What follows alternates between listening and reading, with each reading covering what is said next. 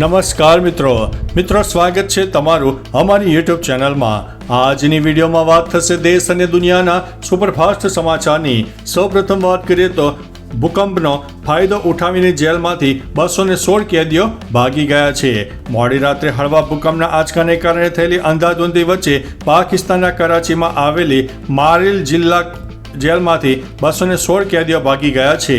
જો કે આ ઘટના પછી પોલીસ અને અર્ધલશ્કરી દળોની મોટી ટુકડી થોડી વારમાં જેલમાં પહોંચી અને નજીકની વસાહતો, હાઈવે અને ગામડાઓને સીલ કરી દીધા। 216 કેદીઓમાંથી 80 કેદીઓ પકડાઈ ગયા છે, જ્યારે એકનું મોત થયું છે, અન્યની શોધ ચાલી રહી છે। મિત્રો, અન્ય મહત્વના સમાચારની વાત કરીએ તો હાઈકોર્ટે કમલ હાસનને ફટકાર લગાવી છે। અભિનેતા કમલ હાસનને કર્ણાટક હાઈકોર્ટે ફટકાર લગાવી છે। કન્નડ ભાષા વિવાદ કેસમાં કોર્ટે કહ્યું છે કે અભિવ્યક્તિની સ્વતંત્રતાનો અર્થ એ નથી કે તમે કંઈ પણ કહી શકો, તમે જનતાની લાગણીઓને ઠેસ પહોંચાડી ન શકો। કમલે આ બાબતે માફી માંગવાનો ઇનકાર કર્યો હતો। કોર્ટે કહ્યું છે કે હવે અમે તે તમારા પર છોડી રહ્યા છીએ। જો તમને કોઈ દુઃખ પહોંચાડતું હોય તો માફી માંગો। હાસને કહ્યું છે કે કન્નડ ભાષાનો જન્મ તમિલમાંથી થયો છે। મિત્રો, અન્ય મહત્વના સમાચારની વાત કરીએ તો કોરોના વિશે વેંગાની ડરામણી આગાહી સામે આવી છે।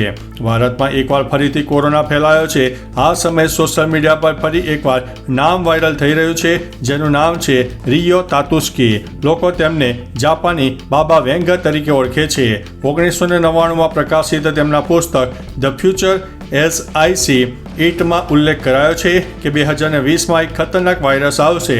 એપ્રિલમાં તેની ટોપ પર પહોંચી જશે અને 10 વર્ષમાં વધુ ઘાતક અને વિનાશક અસરો પછી પાછો ફરશે। આવી સ્થિતિમાં લોકો ચોંકી ગયા છે। મિત્રો, અન્ય મહત્વના સમાચારની વાત કરીએ તો રાજકોટ પોલીસ વડાને થયો છે કોરોના। રાજ્યમાં કોરોનાએ ભરડો લીધો છે। દિવસે ને દિવસે કોરોનાના કેસમાં ઉમેરો થયો છે। હવે રાજકોટ જિલ્લા પોલીસ વડા હિમકરસિંહ કોરોના રિપોર્ટ પોઝિટિવ આવ્યો છે। જિલ્લા પોલીસ વડા હિમકરસિંહ કોરોના પોઝિટિવ આવતા તેઓ હાલમાં આઇસોલેટ થઈને કોરોનાની સારવાર લઈ રહ્યા છે। રાજકોટમાં પણ દિવસે ને દિવસે કોરોના લોકોને શિકાર બનાવી રહ્યો છે। ખાસ કે શહેરમાં વધુ 8 પોઝિટિવ કેસ નોંધાયા છે। હિમકરસિંહની તબિયત હાલ સ્વસ્થ છે। મિત્રો, અન્ય મહત્વના સમાચારની વાત કરીએ તો કૌભાંડીના જામીન મંજૂર થયા છે। ₹6000 કરોડનું ફૂલેકું ફેરવનાર આરોપી ભૂપેન્દ્રસિંહ ઝાલાને જામીન મળી ગયા છે। ઝાલાને ગ્રામ્ય કોર્ટમાંથી રાહત મળી છે। ગ્રામ્ય સેશન કોર્ટે ભૂપેન્દ્રસિંહ ઝાલાને જામીન આપ્યા છે, કારણ કે ઝાલાને હજુ પણ જેલમાં રહેવું પડે તેમ છે, કારણ કે CID ક્રાઇમની મુખ્ય ફરિયાદોમાં ઝાલાને હજુ સુધી જામીન મળ્યા નથી। મિત્રો, અન્ય મહત્વના સમાચારની વાત કરીએ તો કૂતરું કરડ્યું તો માલિક સામે FIR દાખલ। તાજેતરમાં અમદાવાદ અને રાજકોટમાં કૂતરાના આતંકની ઘટનાઓ સામે આવી છે। તેવામાં હવે અમદાવાદ મણિનગરમાં 15 વર્ષની સગીરાને પાલતુ કૂતરાએ બચકું ભરી લેતા તેને હોસ્પિટલમાં ખસેડવાની ફરજ પડી। અમદાવાદના પાર્ક એમ્પાયર નામના ફ્લેટમાં આ ઘટના બની હતી। અત્યારે કૂતરાના માલિક સામે મણિનગર પોલીસ સ્ટેશને ફરિયાદ દાખલ કરવામાં આવી છે। મિત્રો, અન્ય મહત્વના સમાચારની વાત કરીએ તો ભગવાન બુદ્ધના અવશેષો ભારત પહોંચ્યા। ભગવાન બુદ્ધના પવિત્ર અવશેષો વિશ્વભરના બૌદ્ધ સમુદાય માટે વિશેષ મહત્વ ધરાવે છે। વિયેતનામથી દિલ્હી પહોંચ્યા બાદ પવિત્ર અવશેષોને સવારથી એક દિવસ માટે રાષ્ટ્રીય સંગ્રહાલયમાં જાહેર પ્રદર્શન માટે રાખવામાં આવ્યા હતા। દક્ષિણથી ઉત્તર વિયેતનામ સુધીના ઘણા પ્રતિષ્ઠિત સ્થળોએથી પસાર થયેલી આ યાત્રામાં 1.78 કરોડથી વધુ શ્રદ્ધાળુઓએ ભાગ લીધો હતો અને મુલાકાત પણ લીધી હતી। મિત્રો, અન્ય મહત્વના સમાચારની વાત કરીએ તો મનરેગા કૌભાંડની મલાઈ ઉપર સુધી જાય છે। રાજ્યમાં મનરેગા કૌભાંડને લઈને ભાજપના નેતાનું મોટું નિવેદન સામે આવ્યું છે। ભરૂચમાં સાંસદ મનસુખ વસાવાએ મનરેગા યોજનામાં મોટા પાયે કૌભાંડ થયા હોવાનો આરોપ લગાવ્યો છે। તેઓએ કહ્યું છે કે કૌભાંડની મલાઈ ઉપર સુધી જાય છે। કાર્યવાહી માત્ર નાના માણસો પર કરવામાં આવે છે। મનસુખ વસાવાએ નિવેદન આપતા વધુમાં જણાવ્યું છે કે 58 ગામોમાં 7.30 કરોડ રૂપિયાનું કૌભાંડ થયું છે। મિત્રો, અન્ય મહત્વના સમાચારની વાત કરીએ તો પોલીસે લાફાવાડી કરી તપાસનો વિષય। સોશિયલ મીડિયામાં સુરેન્દ્રનગર પાટડી સરકારી હોસ્પિટલમાં પોલીસે કરેલી લાફાવાડીનો વિડીયો વાયરલ થયા બાદ ચર્ચાનો વિષય બન્યો છે। જેમાં મૃતકના સગાએ અહીં ડૉક્ટર હાજર નથી તેમ કહીને ઊંચા અવાજે બોલીને હોબાળો કરતા સમગ્ર મામલો બગડ્યો હતો।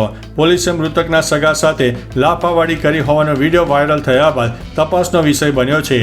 પોલીસે મૃતકના સગા પર નશામાં હોવાનો આરોપ લગાવ્યો છે। મિત્રો, અન્ય મહત્વના સમાચારની વાત કરીએ તો હિંમતનગરમાં વીજ પુરવઠો 7 કલાકથી બંધ। હિંમતનગરમાં છેલ્લા 7 કલાકથી વીજ પુરવઠો બંધ છે. બળવંતપુરા 66 kV સબસ્ટેશનમાં સવારથી જ મહત્વપૂર્ણ સમારકામની કામગીરી ચાલી રહી હોવાથી 7 વાગ્યાથી બપોરે 12 વાગ્યા સુધી વીજ પુરવઠો બંધ રાખવામાં આવ્યો હતો. બપોરે 2 વાગ્યા સુધીમાં કામગીરીને પૂર્ણ થયા બાદ વીજ પુરવઠો પુનઃ શરૂ કરવામાં આવ્યો હતો. 100થી વધુ કર્મચારીઓ વિવિધ વિસ્તારોમાં વીજ લાઇનની મરામત કરી રહ્યા હતા. મિત્રો, અન્ય મહત્વના સમાચારની વાત કરીએ તો પાકિસ્તાનમાં ભારતના એક દુશ્મનનું મોત થયું છે. આતંકનો ચહેરો કહેવાતા જૈશ-એ મોહમ્મદના વરિષ્ઠ કમાન્ડર મૌલાના અબ્દુલ અઝીઝ ઈસરનું રહસ્યમય રીતે મોત થયું છે. તમને જણાવી દઈએ કે લાંબા સમયથી ભારત વિરોધી પ્રવૃત્તિઓમાં તે સામેલ હતો અને ઘણા આતંકવાદી હુમલાઓનો તે માસ્ટર માઇન્ડ હતો. મિત્રો, અન્ય મહત્વના સમાચારની વાત કરીએ તો રાજકોટની 25 ખાનગી સ્કૂલોને નોટિસ.